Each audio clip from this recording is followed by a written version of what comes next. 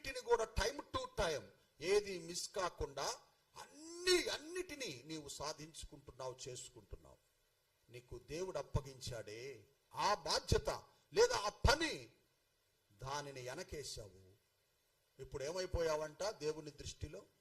ఒకవేళ ఈ లోకరీతిగా గొప్పవాడవైతే అవ్వచ్చు, కలిగిన వాడవైతే అవ్వచ్చు, పేరు ప్రతిష్టలు ఉన్నవాడవైతే అవ్వచ్చు, కానీ దేవుడు వచ్చి లెక్క చూసుకున్నాడు, నిన్ను పరిశీలన